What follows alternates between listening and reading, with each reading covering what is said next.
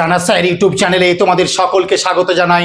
আজকে যে টপিকটি আলোচনা করব সামনের কুল সার্ভিস পরীক্ষার জন্য বা যে কোনো পরীক্ষার ক্ষেত্রে ইতিহাসের একটা অনবদ্য টপিক আলোচনা করব, সেটা হলো শতবর্ষে 2025 এবং এই শতবর্ষে 2025 সালে কোন কোন ঘটনাগুলো হচ্ছে এবং 1926-এ ঘটে যাওয়া ঘটনাগুলো এই 2025 সালে শতবর্ষ কোন কোনগুলো হচ্ছে, সবগুলো অ্যানাউন্সমেন্ট হয়ে গেছে, সেগুলো আলোচনা করব। এবং এসসি পরীক্ষার্থীরা এই টপিকগুলোকে যদি গভীরে এবং সাইডগুলো ভালো করে দেখতে পারো, তোমরা অনেক কিন্তু উপকার পাবে। আমি মাদ্রাসার যে নবম দশম একাদশ দ্বাদশ পরীক্ষা হয়েছে, 16 সালের পাস অনার্স যে পরীক্ষা হয়েছিল, সেই প্রশ্নগুলো উত্তর করে দিয়ে আছে বইয়ে, কিন্তু সেই প্রশ্নগুলোর পাশে কি প্রশ্ন আসতে পারে পরবর্তীকালে আস্তে আস্তে ভিডিও আমি আপলোড করব। এবং প্রত্যেকটা ভিডিও যে আনবো তোমাদের আশা করি অত্যন্ত ভালো লাগবে। পশ্চিমবঙ্গের একমাত্র ইউটিউব চ্যানেল যেখানে ইতিহাসটা প্রকৃতভাবে পড়ানো হয়, নট এমসিকিউ, নট শর্ট প্রশ্ন, নট ওয়ান লাইনার। ইতিহাসকে ধরতে হয়, ইতিহাসকে বুঝতে হয়। আজকে সেরকমই একটা দিক। এবার এই শতবর্ষীয় ঘটনা যে বলবো 1925, তাহলে দেশ তো পরাধীন, তখন সেই পরাধীন ভারতবর্ষকে কারা কারা করেছিল, কখন সেই সময়কালটা বাঁধবো। গতবারই দেখলাম প্রত্যেকটা ক্যান্ডিডেটকে অনেক প্রশ্ন করেছে এই জায়গা থেকে, সেইগুলো তুলে ধরার চেষ্টা করব যে কোন কোন উপনিবেশগুলো, কলোনিগুলো ভারতবর্ষে এসেছিল এবং ইউরোপীয় বণিক হিসাবে এসে তারা কারা কারা রাজত্ব করে গেছে।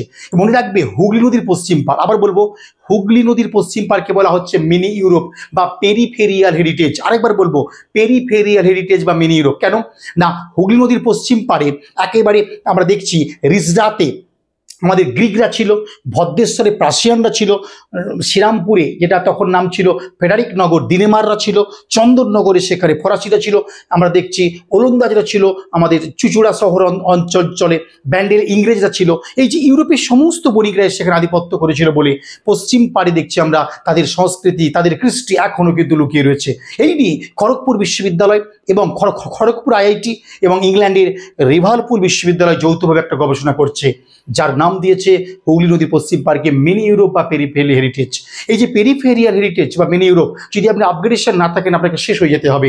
তাই শর্ট প্রশ্ন এমসিকিউ পড়বেন, কিন্তু কনসেপ্ট রাখবেন। পরীক্ষায় কোথায় কি দেবে বড় কথা নয়, আপনার কনসেপ্ট ক্লিয়ার থাকলে আপনি পরীক্ষার হলে বা ডেমনস্ট্রেশন ইন্টারভিউ খেলতে পারবেন। আপনি চাকরি পাওয়ার পর যখন টেস্ট পয়েন্ট সলিউশন করাবেন, যখন ইনফ্লুয়েন্সের গল্পগুলো বলবেন, ছাত্রছাত্রীরা মোহিত হয়ে যাবে। নাহলে ওই একটাই কথা পরের দিন দেখে এসে বলবো, একটাই সুযোগ নেট ঘেটে নেওয়া, ব্যাস ইতিহাস কমপ্লিট। না, জানা স্যার করতে পারে না। এবং সোর্স আপনার আটকে গেলেই নেটটা ঘেটে নেবেন, এরকম করে কখনো ইতিহাস শিখতে পারবেন না। আপনি দুটো প্রশ্ন করতে পারবেন। শুরু করছি আজকে যে ভিডিওটা, আপনারা অবশ্যই দেখবেন, আপনি পরীক্ষার হলে প্রচুর উপকার পাবেন এই ভিডিও থেকে। শুরু করছি ভারতবর্ষের যে পরাধীন ভারতবর্ষ 1925 যা শতবর্ষ 2025 সালে হয়েছিল, এবং সেই জায়গায় যাবার আগে কারা কখন ভারতবর্ষ উপনিবেশ গড়ে তুলেছিল সময়কাল বলবো। এবং এটাকে দেখানোর চেষ্টা করব আমি যে এই যে বিভিন্ন উপনিবেশগুলো ভারতবর্ষে গড়ে উঠেছিল সেগুলোকে আমরা দেখাবো। যেমন ধরো করোনেশন ইন্ডিয়ার সময়কাল কত, রেলের পরীক্ষায় দিয়েছে, সত্যি কিন্তু আমরা জানি না। 1530 থেকে 1667। ডাচ বা ওলন্দাজ যারা ছিল, ডাচ ইন্ডিয়া, তাদের কমন 1605 থেকে 1825। ডেনমার্ক 1620 থেকে 1869, ভেরি ইম্পর্টেন্ট। ফ্রেঞ্চ ইন্ডিয়া, ফরাসি যেটা ফ্রেঞ্চ ইন্ডিয়া 1668 থেকে 1954 সালে ছেড়ে গেছে ফরাসিরা। পর্তুগিজ ইন্ডিয়া ভেরি ইম্পর্টেন্ট, 1505 সেই আলমিডা থেকে 1961 যেমন গোয়াকে ছেড়ে গেছে। আন্তর্জাতিক বিচারালয় ইন্টারন্যাশনাল কোর্ট অফ জাস্টিসে কিন্তু কেস হয়েছিল পর্তুগিজদেরকে নেবার জন্য, মনে রাখবে এটা। এবারে আসছে ব্রিটিশ ইন্ডিয়া, ভেরি ইম্পর্টেন্ট, 1612 থেকে 1937কে বলা হয় ব্রিটিশ ইন্ডিয়া। এই পার্টটা আরেকটা তোমাকে দিয়েছিল যে ব্রিটিশ ইন্ডিয়ার পরে কোন পার্টটা দিয়েছিল, হ্যাঁ ইস্ট ইন্ডিয়া কোম্পানি। দেখো 1612 থেকে যেটা ছিল 1757 সাল পর্যন্ত। এই ব্রিটিশ ইন্ডিয়া আর East India is very important, কিন্তু দেখে রাখবে। কোম্পানি রুল ইন ইন্ডিয়া 1757 থেকে 1858। ব্রিটিশ রাজ ভীষণ ইম্পর্টেন্ট, 1858 থেকে 1947। British rule in Burma heavy important, কতবার কোশ্চেন করেছে জায়গা থেকে ইন্টারভিউ হলে, বার্মা কবে ব্রিটিশ রুল করেছিল। 1824 থেকে দেখবে 24 থেকে 26 ইয়াংদাবু সন্ধি হচ্ছে, প্রথম ইঙ্গো বার্মা যুদ্ধ পড়বে এখানটা। 1948 বার্মা ইন্ডিপেন্ডেন্স পায়। প্রিন্সলি স্টেট ভেরি ইম্পর্টেন্ট, 1721 থেকে 1949। এই প্রিন্সলি স্টেট বা দেশীয় রাজ্যগুলির জন্য পূর্ণ স্বরাজ 1928 সালে কলকাতা অধিবেশনে সুভাষচন্দ্র বোস তুলেছিল, প্রত্যেকে মনে রাখবে। সেট পরীক্ষার কোশ্চেন, কুল সার্ভিসে কোশ্চেন করতে পারে যে প্রিন্সলি স্টেটসের জন্য পূর্ণ স্বরাজ সুভাষচন্দ্র বোস 1928, মনে রাখবে এটা। পার্টিশন অফ ইন্ডিয়া 1937 থেকে বর্তমান যেটা চলছে আমাদের, আর পার্টিশন অফ বেঙ্গল 1905 থেকে 11। এই পার্টগুলো খুব ভালো করে মনে রাখবে। যেভাবে ছকে দিয়েছি কোনো বইয়ে পাবেন না, কোনো ইউটিউব চ্যানেলও পাবেন না আপনি। আবার বলি, কোনো ইউটিউব চ্যানেলে নেই, কোনো বইও পাবেন না আপনি। এভাবে গোছানো সম্ভব নয়। একমাত্র নেটসের ভারতবর্ষের ইতিহাস বইটা পড়বেন, আপনারা মন জুড়িয়ে যাবে। বা যারা ISWCS দেন, ইন্ডিয়ান হিস্ট্রি বইটা কিনবেন। অবশ্যই বলছি এই ছকটা আপনি অবজার্ভে রাখবেন। যখন আপনি প্রাচীন ভারত মধ্যযুগ করে কোম্পানির ভারতবর্ষ বা ব্রিটিশ ভারতবর্ষে যাবেন, তখন কিন্তু এই পার্টটাকে আগে অবজার্ভ করবেন এবং এইগুলোর উপর সবিস্তারে বর্ণনা করেই কিন্তু গেছি। অতএব একাডেমিক বই, স্কুল কলেজ ইউনিভার্সিটির বই আর কম্পিটিটিভ বই কিন্তু পুরো আলাদা হয়। কম্পিটিটিভ বইকে ধরতে গেলে কম্পিটিটিভে দক্ষ লোক দরকার হয়। স্কুল কলেজের শিক্ষক বা স্কুল কলেজের সঙ্গে যুক্ত মানুষেরা কম্পিটিটিভ বই বা কম্পিটিটিভ পড়ানো স্টাইল ধরতে পারে না। এটা আমার অভিজ্ঞতা 20 বছরে হয়েছে। তো কম্পিটিটিভ স্টাইল এইটা কিন্তু আপনি কম্পিটিটিভ জায়গা ছাড়া ধরতে পারবেন না বা কোনো একাডেমি পাবেন না। এই জন্য দেখবেন কত ইউনিভার্সিটি কোয়ালিফাইডকে ধরা হয় এই জায়গাগুলো থেকে, যে ব্রিটিশ ইন্ডিয়া সময়কাল কোনটা, ইস্ট ইন্ডিয়া কোম্পানির সময়কাল কোনটা, কোম্পানি রুল ইন ইন্ডিয়ার সময়কাল কোনটা, ব্রিটিশ রাজের সময়কাল কোনটা, ব্রিটিশ রুল ইন বার্মার সময়কাল কোনটা, প্রিন্স স্টেটের সময়কাল কোনটা, ওলন্দাজদের সময়কাল, ডাচদের সময়কালটা বলো, দেখি অনেকেই জানে না, মানে হাঁ হয়ে থাকে। আপনারা ভুল করবেন না কিন্তু, প্লিজ একটু দেখে নেওয়ার চেষ্টা করবেন। বই এগুলো খুব ভালো করে দিয়েছি, আপনারা পড়বেন। এই বইগুলো দেখিয়ে যাচ্ছে তোমাদের জন্য। এবার আসছি 1925 সালে যে সমস্ত ঘটনাগুলো ঘটলো, যার শতবর্ষে আমরা দাঁড়িয়ে আছি। প্রত্যেক আছে বলে দেবো 1925। আরেকবার বলবো, কি বলবো, 1925-এ যে উল্লেখযোগ্য ঘটনাগুলো ঘটেছিল সেই ঘটনাগুলোকে আমরা কিন্তু আলোচনা করব। 1925-এ দেখে নাও কী ঘটনাগুলো ঘটেছিল। যার শতবর্ষ 2025, এই ঘটনাগুলো কিন্তু আপনার ক্ষেত্রে নতুন দিগন্ত খুলে দেবে। আবারও বলছি, যারা ভিডিওটা দেখবে একটা লাইক, একটা কমেন্ট করবে এবং এই ঘটনাগুলো এইভাবে সাজিয়ে দেওয়া, আপনি কোনো বই পাবেন না। এবং এই টপিকগুলোতে কোশ্চেন থাকতে পারে প্রবল প্রবল সম্ভাবনা। সূচিপত্রের বাইরে যে ঘটনাগুলো ঘটছে শতবর্ষ, সেইগুলো জেনে রাখবেন। একজন শিক্ষক শিক্ষিকার রূপে আপনাকে ইন্টারভিউ কোশ্চেন করতে পারে, যেহেতু ডিসেম্বরের মধ্যে পলিসিং কমপ্লিট করতে হবে। তাই প্রবল সম্ভাবনা 1919-এর ঘটনাগুলি এবছর আসতে পারে। এবং 1926-এর যে ঘটনাগুলি এবছর শতবর্ষ পূর্ণ হয়ে যাবে, যেগুলো অ্যানাউন্সমেন্ট হয়েছে, সেগুলো আমি টেনে দিয়েছি, একটু দেখে নেবেন। আপনি প্রশ্ন পাওয়ার সম্ভাবনা কমন, প্রবল থেকে প্রবলতর। আসছি প্রথম ঘটনা, চিত্তরঞ্জন দাসের মৃত্যু। দেখো, যখন আপনি চিত্তরঞ্জন দাসের মৃত্যু পড়বেন, 1925 সালের 16 জুন মৃত্যু হয়েছিল। দার্জিলিংয়ে মৃত্যু হয়েছিল। তার বাড়ির নাম ছিল কি বলো, স্টেপ অ্যাসাইড। চিত্তরঞ্জন দাসের দার্জিলিং যে বাড়িটিতে মারা যান তার নাম স্টেপ অ্যাসাইড। ভগিনী নিবেদিতা যে বাড়িতে থাকতো তার নাম রয় ভিলা। কি নাম? রয় ভিলা। রামমোহন রায় যে বাড়ি থাকতো তার নাম সিমলা হাউস। কি বললাম? সিমলা হাউস। আবার মতিলাল নেহরু, জওহরলাল নেহরুর বাড়ির নাম ছিল আনন্দ ভবন। দেখো, বাড়িগুলোর নাম না পুরো বই লিস্ট করা আছে, কোন কোন ব্যক্তি কি বাড়িতে থাকতেন। সত্যি বিরল জিনিস, বিশ্বাস করুন, আপনারা পড়লে বুঝতে পারবেন। তো চিত্তরঞ্জন মৃত্যু পড়বেন, তাহলে এর সঙ্গে কানেক্টিং কি আছে? স্বরাজ পার্টি। 1923-এর 1 জানুয়ারি গড়ে উঠেছিল কংগ্রেস খিলাফত স্বরাজ পার্টি। আজকের উত্তরপ্রদেশে এলাহাবাদে মতিলাল নেহরুর বাড়ি আনন্দ ভবনের দোতলায়, তাই না? এই যে তাহলে চিত্তরঞ্জন দাসের মৃত্যু যেমন শতবর্ষ হচ্ছে, তাহলে অবশ্যই কানেক্টিং স্বরাজ পার্টিটা অবশ্যই দেখে নেবো। বেঙ্গল প্যাকটা খুব ভালো করে দেখে নেবো। আবার চিত্তরঞ্জন দাসের জন্যই কিন্তু অ্যানি বেসান্ত প্রথম ভারতীয় মহিলা হিসাবে কংগ্রেসের প্রেসিডেন্ট হতে পেরেছিল।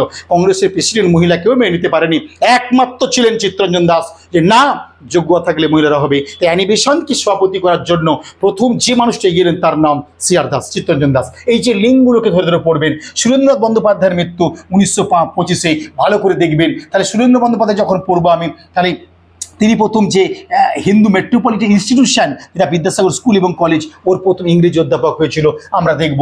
1884 সালে রিপন কলেজের নাম 1948 সালে রাধাকৃষ্ণন কমিশনের সুপারিশে দেখছি 1949-এ নাম হচ্ছে সুরেন্দ্রনাথ কলেজ। এই জায়গাটা আমরা দেখব এবং বঙ্গভঙ্গের সময় এই সুরেন্দ্রনাথের অবদানগুলো দেখে নেবো, ভালো করে পাবো। গান্ধীজি আত্মজীবনীমূলক বই মাই এক্সপেরিমেন্ট উইথ ট্রুথ, এই বইটা যে প্রকাশ পাইছে, এটা ভালো করে আমি দেখে নেবো এবং ভালো করে হিটলারের আত্মজীবনীমূলক বই ইউরোপের ক্ষেত্রে মেই ক্যাম্পটা আপনি ভালো করে একটু দেখে নেবেন। প্রথম ভারতীয় মহিলা হিসাবে সরোজিনী নাইডু কংগ্রেসের কানপুর অধিবেশনের সভাপতি হয়েছিল। তাই সরোজিনী নাইডু জীবনীটা পড়ে নেবেন। 200+ জীবনী দেওয়া রয়েছে, তার মধ্যে একটা জীবনী আপনাকে ভালো করে খুঁটিয়ে পড়তে হবে। এবং কানপুর অধিবেশনের তাৎপর্য, কংগ্রেসের প্রত্যেকটা অধিবেশন যেভাবে ডিটেলসে দেওয়া আছে, অন্তত কানপুরটা দেখবেন শতবর্ষ বলে তুলোধনা করতে পারে। এটি কংগ্রেসের 40তম অধিবেশন ছিল, এটি রুবি জুবলি ছিল, ভালো করে দেখবেন। এবং কংগ্রেসের অধিবেশনগুলো সভাপতি, সহসভাপতি, সম্পাদক, সহসম্পাদক এবং অভ্যর্থনা কমিটির সভাপতি খুব ভালো করে দেওয়া আছে, দেখে নেবেন। অনেক অনেক উপকার পাবেন। কোনো বইয়ে আপনি পাবেন না, লিস্ট হিসাবে দেওয়া রয়েছে। Council of women in India প্রতিষ্ঠা হয়, ভীষণ ভীষণ ইম্পর্টেন্ট হতে পারে শতবর্ষ। যেহেতু নারীদের সঙ্গে কানেক্টিং রয়েছে। ভারতের কানপুরে কমিউনিস্ট পার্টি প্রতিষ্ঠায় কমিউনিস্ট পার্টির সিলেবাস না থাকলেও কোনোভাবে তোমাকে জড়িয়ে দিতে পারে, দেখে রাখতে পারেন 26 ডিসেম্বর সত্য ভগবদ্গীতা প্রতিষ্ঠা করেছেন কানপুরে। আর সুরেন্দ্রনাথ বন্দ্যোপাধ্যায়ের যে আত্মজীবনীমূলক বই এর ন্যাশনাল মেকিং বইটি প্রকাশ পায় কলকাতা থেকে, এটা আপনি দেখে নেবেন। RSS রাষ্ট্রীয় স্বয়ংসেবক দল গড়ে ওঠে 1925 সালে 27 সেপ্টেম্বর, এটা দেখে নিতে পারেন। আরেকটা যেটা খুব ইম্পর্টেন্ট সেটা বলে দিই যে 1861 সালে 1860 প্রোক্লামেশন অনুপাতে 1861 ইন্ডিয়ান কাউন্সিল অ্যাক্টে পৃথকভাবে কিন্তু বাজেট চালু হলো একত্রিতভাবে। সেই বাজেট সাধারণ বাজেট থেকে রেল বাজেট পৃথক হচ্ছে 1925 লর্ড রিডিংয়ের আমলে। তাই ভাইসরয় কিন্তু অবশ্যই তোমরা রিডিংটা দেখে নিবে। পুরো ক্লাইভ থেকে মাউন্ট ব্যাটেন তুলোধনা করে দেওয়া রয়েছে, তুলোধনা করা রয়েছে বলছি, রিডিংটা ভালো করে দেখে নেবেন। 1925 সাধারণ বাজেট থেকে রেল বাজেট পৃথক হয়, বাজেট চালু হয় লর্ড ক্যানিংয়ের আমলে। 1860 বাজেট আইনি স্বীকৃতি পায় 1861 ইন্ডিয়ান কাউন্সিল অ্যাক্টের বলে। কাকুরি ষড়যন্ত্র মামলা বিভৎস করে দেখবে, রামপ্রসাদ বিসমিলকে তুলোধনা করে দেখবে এবং ভালো করে তোমরা দেখবে। দক্ষিণেশ্বর ষড়যন্ত্র মামলা, এই মামলার প্রধান আসামি ছিলেন, আবারও বলবো, রাজেন্দ্রনাথ লাহিড়ী। দক্ষিণেশ্বর কনস্পিরেসি কেস এবং কাকুরি ষড়যন্ত্র মামলা প্রবল সম্ভাবনা কোশ্চেন দেওয়ার, এবং ভালো রাখবে 100 খানা মামলা, আরেকবার বলবো 100 খানা প্লাস মামলা সবিস্তার আলোচনা করা আছে। আবারও বলছি 100 প্লাস মামলা, তা দুটো মামলা তুলোধনা করে পড়বেন, শর্ট প্রশ্ন পড়বেন না, প্রশ্ন ঘুরিয়ে দিলে আপনি কিন্তু করতে পারবেন। আবারও বলছি দুটো সংখ্যায় চাকরি হবে, 59 আর 60, 58 পাওতা, 57 পাওতা, 56 পাওতা, 40 পাওতা, পরীক্ষা না দেওয়াও তা। দুটো সংখ্যায় যেতে গেলে কিন্তু আপনাকে আবারও বলছি ঠান্ডা মাথায় পড়তে হবে, এই করতে হবে, সেই করতে হবে, এই হবে, সেই হবে, সব বলছে। পরীক্ষার হলে এইগুলো কিচ্ছু কাজে লাগবে না। পড়াশোনা জিন্দাবাদ, কনসেপ্ট জিন্দাবাদ, টপিক জিন্দাবাদ, নলেজ জিন্দাবাদ। এই পড়াশোনা বাদ দিয়ে আমি সবগুলো মাতামাতি করছেন, কিচ্ছু করতে পারবেন না আপনার। পড়াশোনা করুন, চাকরি পাবেন, এছাড়া কোনো কিছু চাকরি পাতে পারবে না। আমি অবাক হয়ে যাই, একটা ইউনিভার্সিটি কোয়ালিফাইড ছেলেকে ফর্ম ফিল আপের জন্য হেল্প করতে হয়, একটা ইউনিভার্সিটি কোয়ালিফাইড ছেলে বই কিনছে আমাদের কাছ থেকে, অ্যাড্রেস লিখতে পারে না। এইগুলোকে কাটিয়ে উঠুন, পড়াশোনাটাই মন দিন প্লিজ। পরীক্ষার হলে আপনাকে কোনো কিছু হেল্প করতে পারবে না পড়াশোনা ছাড়া, এটা বলে যাচ্ছি, লিখে রাখুন, এটা বলে গেলাম। আর কি আসছে 1925 ইউরোপ থেকে লোকার্নো চুক্তি, তাহলে হিটলার থেকে ভালো করে আমি দেখবো বেইকার, আমি দেখবো লোকার্নো চুক্তি, বিভৎস করে ভিডিও দেওয়া আছে চ্যানেলে, ঢুকে আপনারা দেখে নেবে লোকার্নো চুক্তি সম্পর্কে। এবং আমি আরেকবার বলবো, ভারতবর্ষে প্রথম ইলেকট্রিক ট্রেন কার আমলে চলে হয়, কোন ভাইসরয়ের আমলে? ওই লর্ড রিডিং, মরে 1925 সালে 3 ফেব্রুয়ারি সেই প্রথম ইলেকট্রিক ট্রেন চালু হয় মহারাষ্ট্রের কুর্লা থেকে ভিটি বা ভিক্টোরিয়া টার্মিনাস, লর্ড রিডিংয়ের আমলে। ভাইসরয় দেখে রাখবেন, প্রশ্ন আসতে পারে। সবচেয়ে যে সত্যাগ্রহ এবার ইম্পর্টেন্ট হতে চলেছে তার নাম ভাইকম সত্যাগ্রহ, বিভৎস আকারে ইউটিউব করা আছে, দেখে নেবেন। ভাইকম সত্যাগ্রহতে কোশ্চেন করার সম্ভাবনা প্রবল থাকছে এবারে, কারণ এবার শতবর্ষ ডেট দিয়ে দিয়েছি। 24 সালের 30 মার্চ শুরু হয়েছিল এবং চলেছিল 23 নভেম্বর, ডেট দিয়ে দিয়েছি, পরীক্ষায় দিয়েছিল। ভাইকম সত্যাগ্রহ কবে শুরু হয়, ভাইকম সত্যাগ্রহ কবে শেষ হয়, দুটো দিতে পারে কিন্তু। সাউথ ইন্ডিয়ার মনে রাখবে। 1925 নেটসেট থেকে কোশ্চেনগুলো নিয়েছি, যদি রিপিট করে দেয়। ইন্ডিয়ান সাকসেশন অ্যাক্ট শতবর্ষ, Indian carriage of goods by sea act ভালো করে দেখে রাখবেন, Sikh Gurdwara act and provident funds act, সব কিন্তু 1925, ভেরি ইম্পর্টেন্ট। এবারে কিন্তু বলে গেলাম, এই দুটো আমি দিয়েছি। এবারে আসতে ইন্টারভিউ ধরতে পারে বা কোথাও তোমাকে ঠকিয়ে দিতে পারে যে ভারতবর্ষের যে সবুজ বিপ্লবের জনক MS স্বামীনাথন, সে তার জন্ম হয়েছিল 1925, তার শতবর্ষে বছর, সে গ্রিন রেভলিউশন। ইন্টারভিউ কোশ্চেন হয়ে যেতে পারে, ভালো করে দেখে রাখবেন। কোথা দিয়ে কি লিঙ্কটা দিচ্ছি খেয়াল করবেন, কিন্তু চাকরি হতে পারে আপনার। এবং 1925 সালে সেই 4 নভেম্বর চলচ্চিত্র পরিচালক ঋত্বিক ঘটকের জন্ম। ঋত্বিক ঘটকের শতবর্ষ, MS সামনে জন্ম।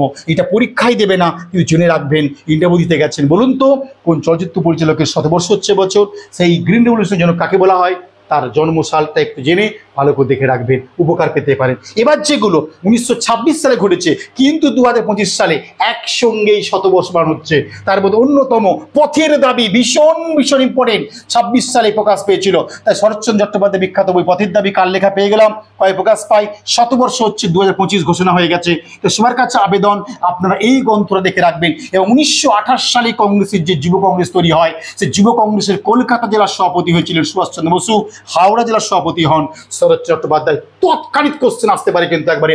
1924 লি কমিশন গঠিত হয়, সেই লি কমিশনের সুপারিশে 1926 সালে UPSC গঠিত হয়। এবছর তার শতবর্ষ পূর্ণ হচ্ছে। আরেকবার বলবো, UPSC শতবর্ষ পূর্ণ হচ্ছে। UPSC ইতিহাস দেখে নেবেন, UPSC ইতিহাসগুলো খুব দুর্ধর্ষ করে বই দেওয়া রয়েছে, আপনি কোনো কম্পিটিটিভ বই পাবেন না। যেগুলো আলোচনা করেছি, ফাংশনগুলো দেখে রাখবেন, কোশ্চেন কমন আসতে পারে। কারণ ভীষণ ভীষণ important. All India trade union 1920 সালে গঠিত হয়েছিল ঠিকই, মনে রাখবেন WSA কোশ্চেন ছিল।